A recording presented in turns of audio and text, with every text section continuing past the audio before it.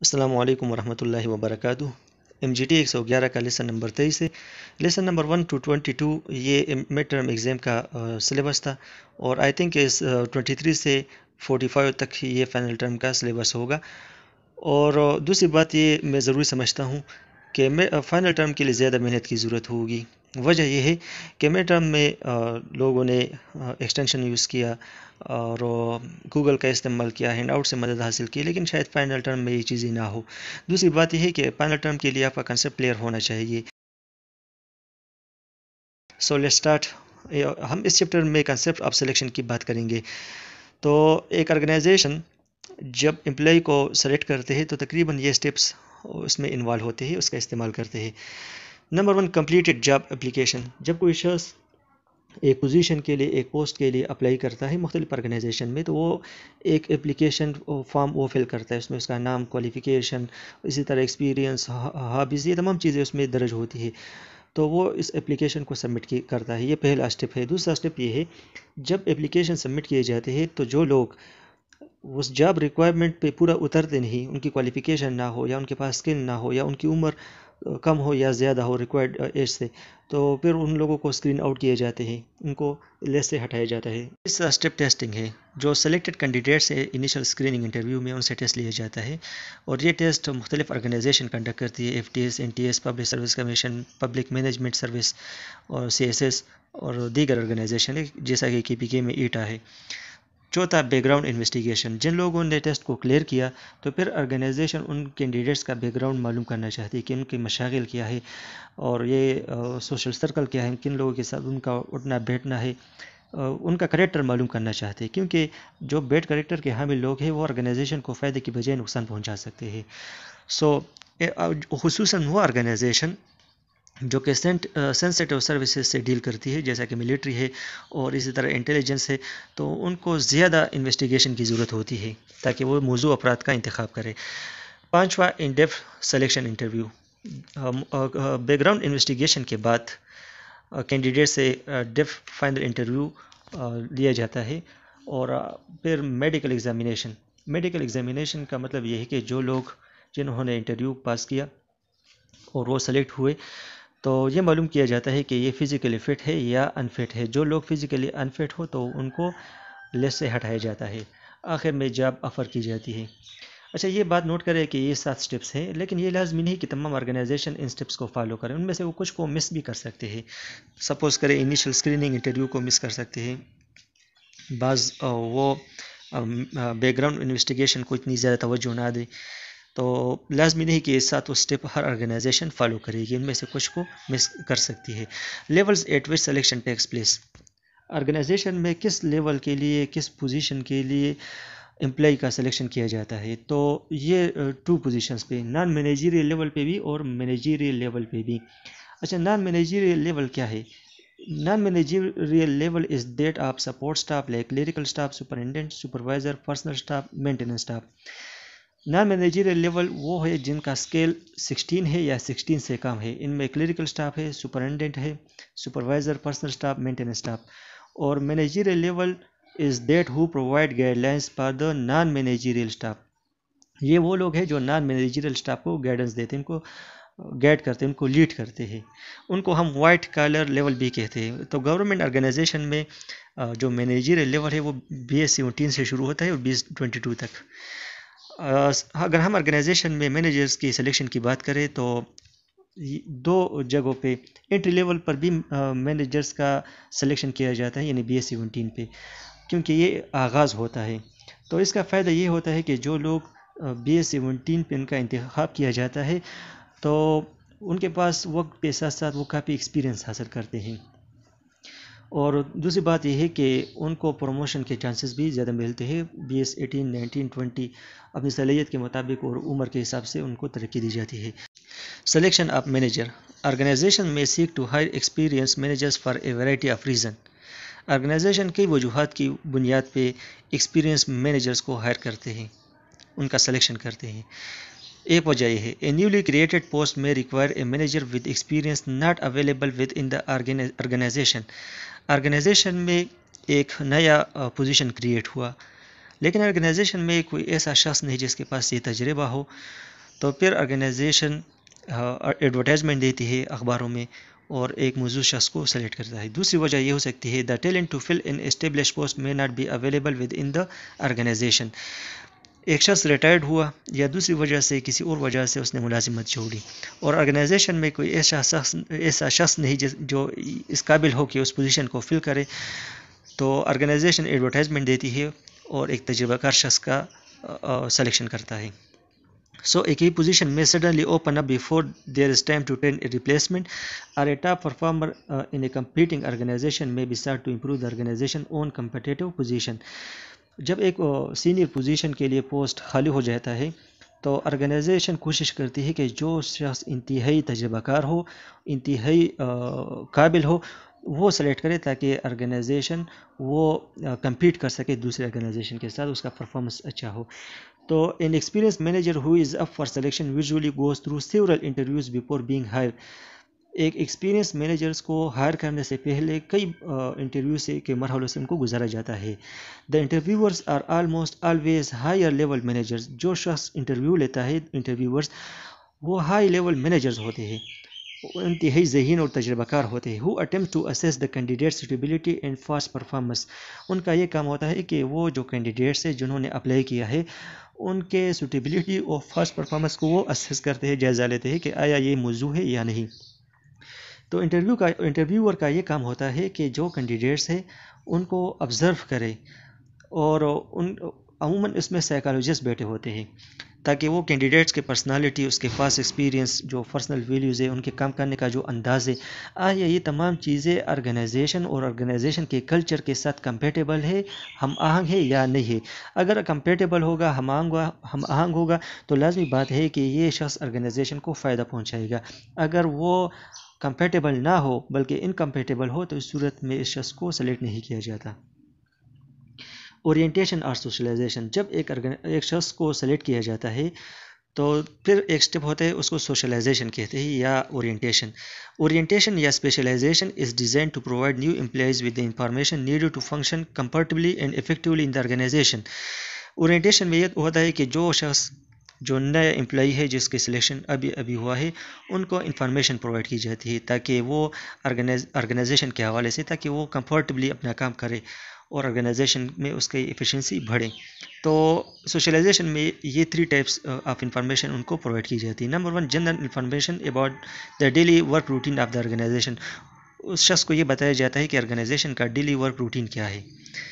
دوسرا، a review of the organization history. اس شخص کو آرگنائزیشن کی ہسٹری، پرپز کا مقصد، اس کے کام کرنے کا طریقہ کار، جو پروڈکٹ اور سروسز یہ آرگنائزیشن پرووائڈ کرتا ہے اس کے متعلق اس کو معلومات پرووائڈ کی جاتی ہے، اور ان کو یہ بتایا جاتا ہے کہ بحیثیت ایک امپلائی آپ اس آرگنائزیشن کو کیا کنٹریبیوٹ کریں گے۔ Third, a detail presentation perhaps in a brochure form, یعنی پیمپلیٹ کی شکل میں اس کو آرگنائزیشن کے پالیسیز، ورک رولز اور امپلائی بینیفٹس کی تمام ڈیٹیل اس کو پرووائڈ کی جاتی ہے۔ تو اس کا بنیادی مقصد یہ ہوتا ہے کہ یہ شخص آرگنائزیشن کے ساتھ فیملیئرائز ہو جاتا ہے اور وہ کمفرٹیبل فیل کرتا ہے۔ Training and development. اس لیسن کا دوسرا حصہ ہے ٹریننگ اینڈ ڈیولپمنٹ۔ سلیکشن کے بعد امپلائی کو ٹریننگ دی جاتی ہے۔ ٹریننگ کا مطلب یہ ہے کہ employee should be inform and provided skill, کہ امپلائی کو نالج دیا جائے اور ان کو اسکل پرووائڈ کیا جائے تاکہ وہ اس قابل ہو کہ وہ اپنا کام آسانی کے ساتھ اور افیکٹولی کر لے۔ تو ٹریننگ میں 3 ایریاز پہ فوکس کیا جاتا ہے۔ Number 1، training in skill, training in knowledge, training in attitude. Example سے بات واضح ہو جائے گی۔ سپوز کرے کہ آپ ایک ٹیچر ہیں اور آپ کو ٹریننگ دی جاتی ہے، تو ٹریننگ میں آپ کو ان تینوں چیزوں کی ٹریننگ دی جاتی ہے۔ ایک اسکل کی، دوسرا نالج، ایٹیٹیوڈ۔ اسکل کی، ہاؤ ٹو ٹیچ، آپ نے کس طرح ٹیچنگ کرنا ہے۔ دوسرا، وٹ ٹو ٹیچ، یہ نالج ہے، آپ کا سبجیکٹ پہ کمانڈ ہونا چاہیے۔ تھرڈ، ٹریننگ ان ایٹیٹیوڈ، آپ کا ایٹیٹیوڈ کیسا ہونا چاہیے۔ آرگنائزیشن میں آپ کو فلیکسیبل ہونا چاہیے، آپ کو رحم دل ہونا چاہیے، آپ کو اوبیڈینٹ، ڈسپلن، فنکچوئل، یہ تمام چیزیں یہ آرگنائزیشن آپ سے ڈیمانڈ کرتی ہے۔ تو اس چیزوں کو حاصل کرنے کے لیے آپ کو ٹریننگ دی جاتی ہے۔ اچھا، ایک ہے ٹریننگ پروگرام، دوسرا ہے ڈیولپمنٹ پروگرام۔ ٹریننگ پروگرام کا بنیادی مقصد یہ ہوتا ہے کہ کرنٹ جاب پرفارمنس کو امپروو کرنے کے لیے یہ پروگرام شروع کیے جاتے ہیں۔ آپ ایک ٹیچر ہیں سپوز کریں، تو آپ کی ایفیشنسی کو بڑھانے کے لیے یہ پروگرام شروع کی جاتی ہے۔ ایک ہے ڈیولپمنٹ پروگرام۔ ڈیولپمنٹ پروگرام کا بنیادی مقصد یہ ہوتا ہے کہ آپ کو فیوچر جابس کے لیے، فیوچر پوزیشنز کے لیے بھی اسکل آپ کو پرووائڈ کرتی ہے اور آپ میں وہ اسکل ڈیولپ کرنے کی کوشش کرتی ہے۔ سو مینیجر اور نان مینیجرز وہ ٹریننگ اور ڈیولپمنٹ پروگرام سے فائدہ حاصل کرتے ہیں۔ جو نان مینیجرز ہیں ان کو ٹیکنیکل اسکل پرووائڈ کی جاتی ہے کرنٹ جاب کے لیے، جبکہ مینیجرز کو اپنے موجودہ پوزیشن کے حوالے سے بھی ٹریننگ دی جاتی ہے اور فیوچر پوزیشنز کے لیے بھی، تاکہ ان کے پاس ایسے اسکلز ہو اگر مزید ذمہ داریاں ان کے کندھوں پہ آ پڑی تو وہ اس قابل ہو کہ وہ مزید ذمہ داریاں بھی اٹھا سکیں۔ ٹریننگ پروگرام، جو نیو امپلائیز ہیں وہ آسانی کے ساتھ نیو اسکلز کو لرن کر سکتے ہیں، سیکھ سکتے ہیں، اور ان کا موٹیویشن لیول بھی ہائی ہوتا ہے۔ تو نیو اسکلز اور بیہیویئرز وہ آسانی کے ساتھ ان سے واقف ہو جاتا ہے، جبکہ جو ایکسپیرینس امپلائی ہے، جو بوڑھے لوگ ہیں، تو ان کا اپنا ایک سٹائل ہوتا ہے ورکنگ کا، اور وہ تھوڑا کنزرویٹو ہوتے ہیں، کیونکہ کافی عرصہ انہوں نے ایک طریقے سے ایک کام کیا ہے تو وہ دوسرے طریقے کو اپنانا نہیں چاہیں گے اور نہ وہ سیکھ سکتے ہیں۔ تو اسی وجہ سے جو انگلش کا ایک پروورب بھی ہے، you can not teach old dogs new tricks, آپ اولڈ ڈاگز کو نیو ٹرکس نہیں سکھا سکتے۔ تو اسی طرح ایک آرگنائزیشن میں جو ایکسپیرینس لوگ ہیں ان کا اپنا ایک طریقہ کار ہوتا ہے کام کرنے کا۔ تو اب تو ماڈرنائزیشن ہے، نیو چیزیں ہیں، نئے نئے آلات وہ انٹروڈیوس ہو رہے ہیں، تو وہ اس کے ساتھ زیادہ کمفرٹیبل نہیں ہو۔ Assessing training needs. The question arises how training need requirements of employees are determined. Usually organizations have following 4 methods to assess whether employees need training. Question یہ ارائز ہوتا ہے کہ کس طرح ہمیں معلوم ہو کہ ایک امپلائی کو ٹریننگ کی ضرورت ہے، ان کے پاس اسکل نہیں ہے، ان کے پاس نالج نہیں ہے، ان کا ایٹیٹیوڈ ٹھیک نہیں ہے۔ تو اس کو معلوم کرنے کا طریقہ 4 طریقے ہیں۔ Number 1، performance appraisal. اگر ایک امپلائی اپنا کام صحیح طریقے سے نہ کر رہا ہو اور وہ صحیح طریقے سے آؤٹ پٹ نہیں دے رہا ریکوائرڈ اسٹینڈرڈ کے مطابق، تو ظاہری بات ہے کہ اس سے یہ نتیجہ نکلتا ہے کہ اس کے پاس ریکوائرڈ اسکل نہیں، ریکوائرڈ نالج نہیں۔ تو اس مقصد کے لیے اس کو ٹریننگ دی جاتی ہے تاکہ اس کا ایفیشنسی میں اضافہ ہو۔ دوسرا ہے analysis of job requirement. Hare position, Hare job کے لیے کچھ سکلز اور نالج کی ضرورت ہوتی ہے۔ اگر کسی شخص کے پاس سکل اور نالج ہے تو ظاہری بات ہے اس کو ٹریننگ کی ضرورت نہیں۔ اگر نہ ہو ایک شخص کے پاس سکل اور نالج تو پھر اس کو ٹریننگ کی ضرورت ہے تاکہ اس کو وہ نالج اور سکل پرووائڈ کیے جائے۔ Third, organisational analysis. اس کی مدد سے ہمیں بھی اندازہ لگا سکتے ہیں کہ امپلائیز کو ٹریننگ دی جائے یا نہ دی جائے۔ آپ آرگنائزیشن کے آؤٹ پٹ کو انالائز کریں۔ اگر آرگنائزیشن افیکٹو ہے، ایفیشینٹ ہے اور اپنے گولز آبجیکٹیوز کو اچیو کرتا ہے تو پھر ظاہری بات ہے کہ تمام امپلائیز وہ ایکسپرٹ ہے، ایفیشینٹ ہے۔ اگر نہ دے رہا ہو اور آرگنائزیشن کا آؤٹ پٹ میکسیمائز نہ ہو تو ظاہری بات ہے کہ امپلائیز کو ٹریننگ کی ضرورت ہے۔ 4، امپلائی سروے۔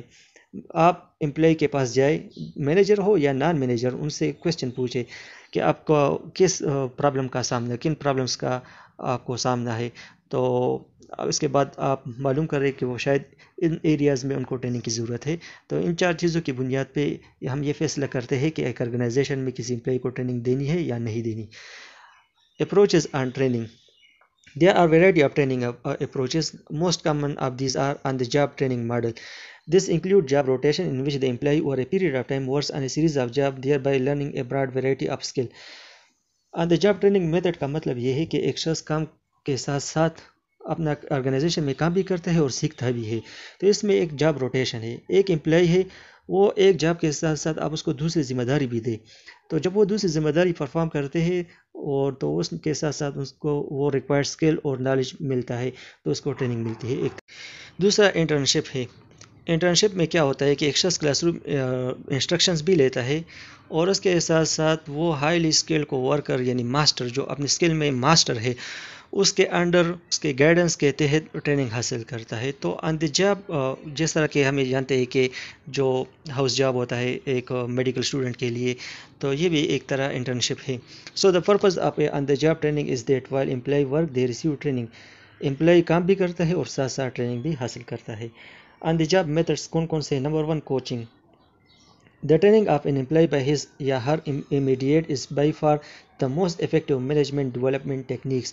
इसमें ये होता है कि जो सुपरवाइज़र होता है वो अपने सब ऑर्डिनेट्स को कोच करते हैं कि आप ये काम इस तरह कर ले, इस तरह कर ले। तो एक तरह ये भी ट्रेनिंग की एक किस्म है। दूसरा जॉब रोटेशन है। जॉब रोटेशन में ये होता है कि एक मैनेजर्स को एक पोजीशन से हटाकर दूसरी पोजीशन में डाला जाता है, तो वो अपनी मौजूदा स्किल के साथ साथ न्यू स्किल्स और न्यू नॉलेज भी गेन करता है। Third training position R A third method of development managers. इसमें ये होता है कि एक ट्रेनी को एक मैनेजर का असिस्टेंट बनाया जाता है, तो वो उस मैनेजर के साथ काम करता है और उससे सीखता है, उसकी निगरानी में काम करता है। Management development programs. Management development is designed to improve the overall effectiveness of manager in their present position and to prepare them for greater responsibility when they are promoted. Management development programme का ये मकसद होता है कि जो managers है अपने current position के हवाले से भी उनको ट्रेनिंग दी जाती है, और फ्यूचर में जब उन पे बड़ी जिम्मेदारियाँ पड़ेगी तो यानी फ्यूचर पोजीशंस के लिए जब वो प्रमोशन हासिल करेंगे तो उनको भी इस मकसद के लिए वहाँ पे ट्रेनिंग दी जाती है। अच्छा, अब द जॉब मेथड्स ये क्या है? एक तो ये है कि आप काम करते हैं और काम जॉब के साथ साथ ट्रेनिंग भी हासिल करते हैं ऑर्गेनाइजेशन में। अब द जॉब मेथड ये है कि आप ऑर्गेनाइजेशन को छोड़ दें 1 माह के लिए, हफ्ते के लिए, और आपका जो वर्क लोड है या स्ट्रेस है उससे आपको छुटकारा मिलता है, और आपका सिर्फ एक ही फोकस होता है कि मैं कुछ सीख सकूं। तो आपको ऐसा मौका मिलता है कि आप नए लोगों के साथ मिलते हैं, जो दीगर डिपार्टमेंट्स और ऑर्गेनाइजेशन से आए हैं उनसे आपकी बात होती है, आप आइडिया शेयर करते हैं, एक्सपीरियंस शेयर करते हैं, तो इससे आप बहुत कुछ सीख जाते हैं। सो employees are expose to useful new idea and experiences while they make potentially useful contact. The most common of the job development methods are in house classroom instruction and management development programme sponsored by universities and organisation. इसमें lectures दिए जाते हैं, seminars होते हैं, और जो managers है उनको इंस्ट्रक्शन दी जाती है। तो ये अब द जॉब मेथड्स में शामिल है।